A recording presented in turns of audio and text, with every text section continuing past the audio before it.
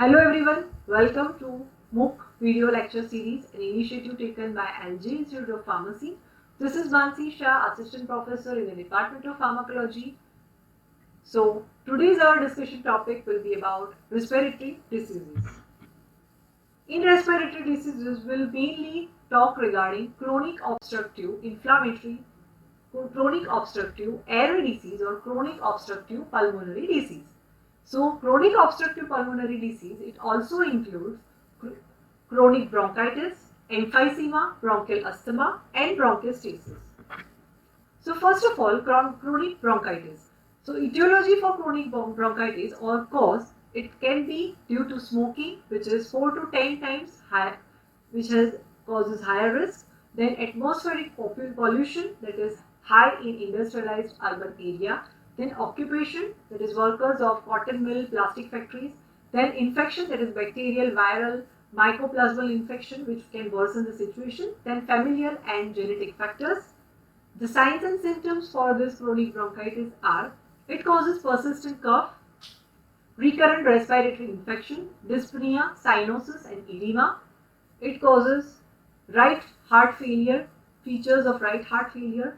Then the chest X-ray, it shows enlarged heart. Pathophysiology is the risk factors, that are the various risk factors or causes.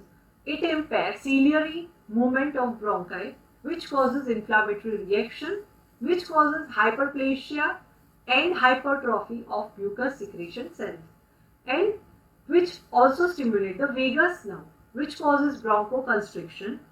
Both, that is hyperplasia and hypertrophy, and the stimulation of vagus nerve, which causes bronchoconstriction. Ultimately, it affects the obstruction of small airways and it causes chronic bronchitis. The complications are pneumonia, respiratory failure, pulmonary hypertension, heart failure, recurrent infections. The next set is emphysema. So emphysema, it is characterized by destruction of alveolar sacs, that is leading to overinflammation of alveolar sacs, causing shortness of breath. As you can see in figure, terminal bronchial, respiratory bronchial, and that it will be originating to alveolar duct and alveolar sac. So this alveolar sac that is destroyed in emphysema. Alveolar sac that is over-inflamed, right, in emphysema. The types of emphysema, right, it is based on the inflammation, as you can see in figure, on respiratory bronchial, right. So first, that is centri-acinar or centri-lobular. So in that there occurs inflammation of the respiratory bronchial.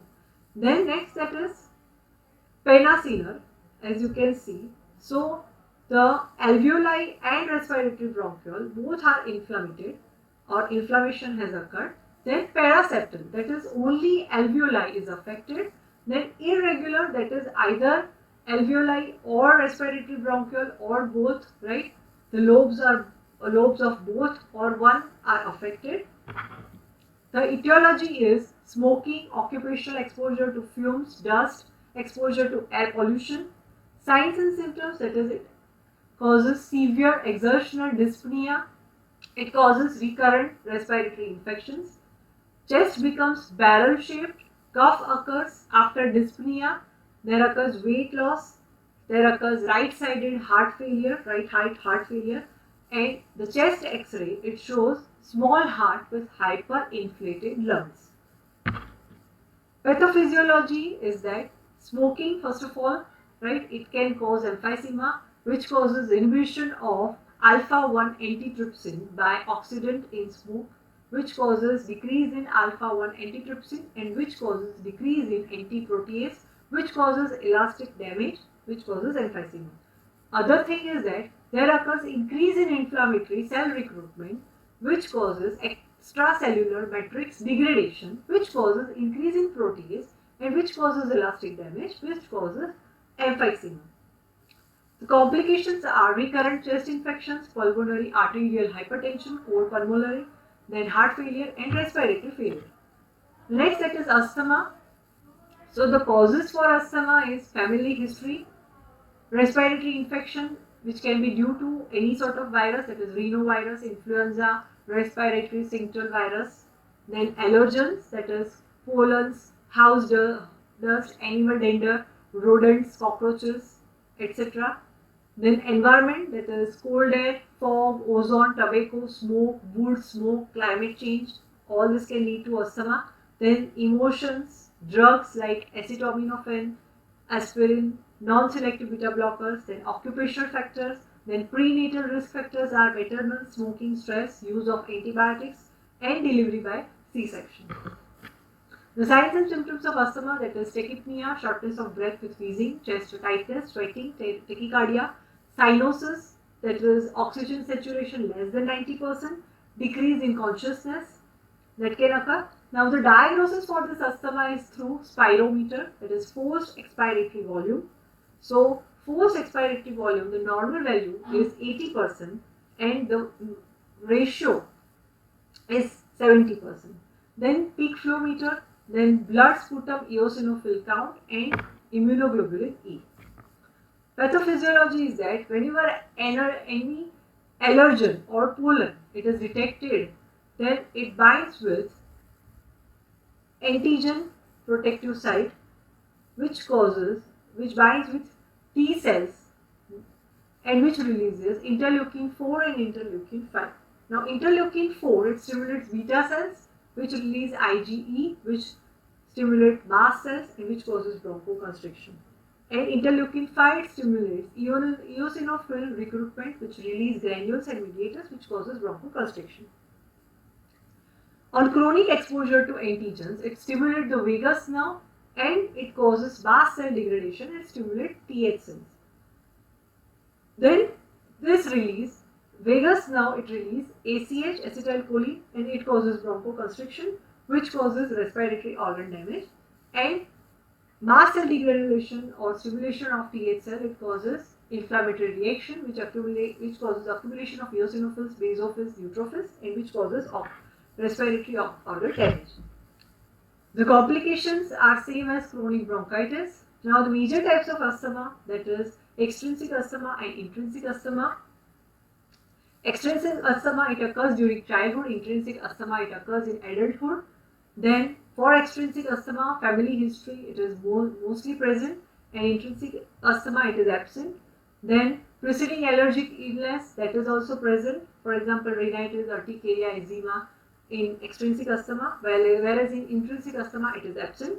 Then allergens, they are responsible to cause extrinsic asthma, whereas there is no such allergens responsible to cause intrinsic asthma. Then drug hypersensitivity, it is mainly associated with intrinsic type of asthma. Then serum IgE levels, that is immunoglobulin E levels, they are elevated in case of extrinsic asthma and not in intrinsic asthma.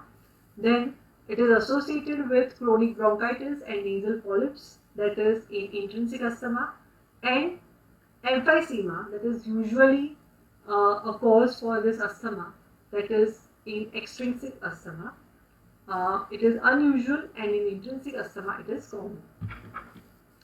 Next, that is bronchiectasis. So bronchiectasis, it is defined as abnormal and irreversible dilatation of bronchi and bronchioles developing secondary to inflammatory weakening of bronchial walls. Signs and symptoms, that is persistent cough with expectorants of copious amount of foul smelling, purulent sputum, that is pus containing sputum, then shortness of breath, chest pain, recurrent pneumonia or infections, and chronic rhinosinusitis. Then etiology, that is it can be hereditary, congenital or obstruction which can cause foreign bodies and endobronchial tumors or chronic inflammation. Secondary complications, that is necrotizing pneumonia. Pathogenesis, that is the various risk factors, it causes inflammation, bronchial obstruction, further inflammation, bronchial damage, and bronchiectasis. The complications are pneumonia, lung abscess, septicemia, cor pulmonale, then metastatic cerebral abscess, secondary amyloidosis with nephrotic syndrome, and recurrent pleuritis. These are the frequently asked questions pertaining to this topic. And references. For more such videos, please like, share and subscribe our Pharma Ignite channel, and please press bell icon for more such notifications. Thank you.